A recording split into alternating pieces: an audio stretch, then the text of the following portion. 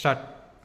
నమస్కారం, స్వాగతం. మేము ప్రభుత్వ డిగ్రీ కళాశాల నిర్మల్ నుంచి వచ్చాం. మేము ఎంచుకున్న అంశం నా నుంచి మన వరకు అనే కథా సంపుటి పరిశీలన 2023-24 గాను జిజ్ఞాస అధ్యయన పరికల్పనగా ఎంచుకున్నాం. మా పరిచయం: నా పేరు చెన్నూరి నగర్, బీఎస్సీ NPCS మొదటి సంవత్సరం చదువుతున్నాను. నమస్కారం, నా పేరు యమున, నేను బీఎస్సీ బీజెడ్సీ రెండవ సంవత్సరం చదువుతున్నాను. నమస్కారం, నా పేరు రఘు, నేను BA HAP మొదటి సంవత్సరం చదువుతున్నాను. నమస్కారం, నా పేరు జీ శాలిని, నేను బీఎస్సీ బీజెడ్సీఎస్ మొదటి సంవత్సరం చదువుతున్నాను. నమస్కారం, నా పేరు చవంతి, నేను బీఎస్సీ బీజెడ్సీ మొదటి సంవత్సరం చదువుతున్నాను. కాలం మార్పుకు చిరునామా. కాలంలో సంభవించే మార్పులను రచయితలు ఏ విధంగా కథలుగా మలవగలుగుతున్నారు, ఎలాంటి పాత్రలను సృష్టిస్తున్నారు, పాత్రలకు ఏ విధంగా ప్రాణం పోయాలి, ఎలాంటి ఎత్తుగడలు వేయాలి, ఎలాంటి పదార్థాలను వాడాలి అనే అంశాలపై మేము పరిశోధించడమే మా ప్రాజెక్టు ముఖ్య లక్ష్యంగా కొనసాగింది. తదుపరి అంశాన్ని యమున కొనసాగిస్తుంది. ధన్యవాదాలు రమ్య. ఈ అంశాన్ని మేము 4 అధ్యయన భాగాలుగా విభజించాము. మొదటిది పరిచయం, రెండవది రచయిత పరిచయం, మూడవది నా నుంచి మన వరకు కథా సంపుటి పరిశీలన, నాలుగవది విశ్లేషణ ప్రతిపాదన ముగింపు. ఇందులో లక్ష్యాలు: మొదటిగా కథా ప్రక్రియ లక్షణాలను తెలుసుకోవడము, రెండవది కథా లక్షణాలను అధ్యయనం చేయడం కోసం ప్రేరణ పొందడం. దీనిలోని ప్రాజెక్టు పరిధి. ఇందుకోసము మేము నిర్మల్ జిల్లాను పరిధిగా తీసుకున్నాము. ఈ నా నుంచి మా వరకు అనే కథా సంకలనానికే మా అధ్యయనాన్ని పరిమితం చేసుకున్నాము, ఎందుకంటే ఇది తాజాగా వెలువడింది కాబట్టి.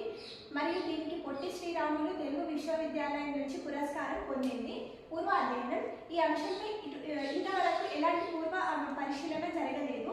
అధ్యయన పద్ధతి: ఈ అధ్యయన పద్ధతిలో మేము ప్రత్యక్ష పరోక్ష పద్ధతిలో కథలు సేకరించాము. తదుపరి అంశాన్ని రఘు వివరిస్తారు. ధన్యవాదాలు యమున.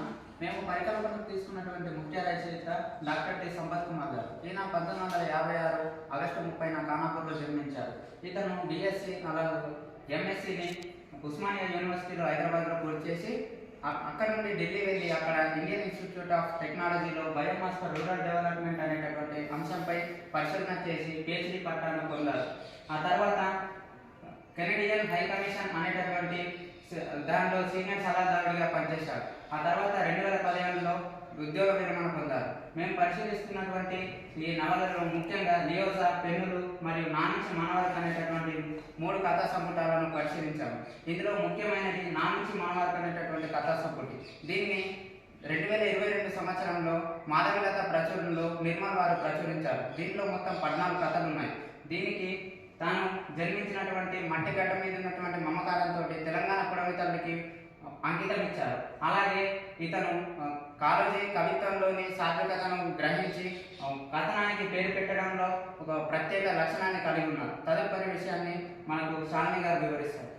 ధన్యవాదాలు రఘు. అధ్యయన అంశం: నా నుంచి మన వరకు కథా సంపుటి పరిశీలనలో కథల వర్గీకరణ, ఇతివృత్త పరిశీలన, పాత్ర చిత్రణ, భాషాంశాలు, సాదృశ్యాలు అనే ఈ ఐదు భాగాలు అధ్యయనం చేసి విశ్లేషించాము.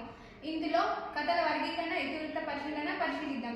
కథా సంపుటిలో కథా సంకలనంలోని కథలు 14. అవి తాతయ్య దంతం, కాదేది పాటల కనాకం, మనవరాలు, అన్యోన్యం అనే కథలు కుటుంబ వర్గీకరణకు చెందినవి. కంచెల మధ్య పొక్కల సంచులు వ్యవసాయానికి సంబంధించినవి. తిరిగొచ్చిన బాణం, గుడ్డు నిండా ప్రేమ రచయితలకు సంబంధించినవి. కథా సంకలనంలోని ఇతివృత్త విశ్లేషణ: మేధో వలస వలన విదేశాలలో స్థిరపడి తల్లిదండ్రులను చూడడానికి వచ్చినప్పుడు వారి తల్లిదండ్రులు పడే ఆరాటం, తాతయ్య కుప్పిపల్లు సంఘటన, తాతయ్య దంతం అనే కథ ఇతివృత్తంగా తీసుకున్నారు. తదుపరి విషయం శ్రవంతి. మాండలికాలు, సామెతలు, జానపదాలు, అన్యదేశాలు, జంట పదాలు మొదలగునవి. మాండలికాలు: బుజ్జగించిండు అంటే అనే పదం బుజ్జగించిండు, మర్యాద బుజ్జగించింది అనే పదంలో, తిరిగి వచ్చిన పానం అనే కథలో ఉపయోగించారు. మళ్ళా పోరాదు అనే దుబాయ్ అనే కథలో ఉపయోగించారు. సామెతలు: వివరించి చెప్పడానికి వీలు లేకుండా పోల్చి అర్థమయ్యేటట్టు పోల్చి చెప్పడాన్ని సామెత అంటారు. శనిగలు తిని చేతులు కడుక్కున్నట్లు అనే సామెత పొక్కల సంచి అనే కథలో ఉపయోగించారు. మిగిలిన అంశాన్ని నవ్య వివరిస్తుంది. ధన్యవాదాలు శ్రవంతి.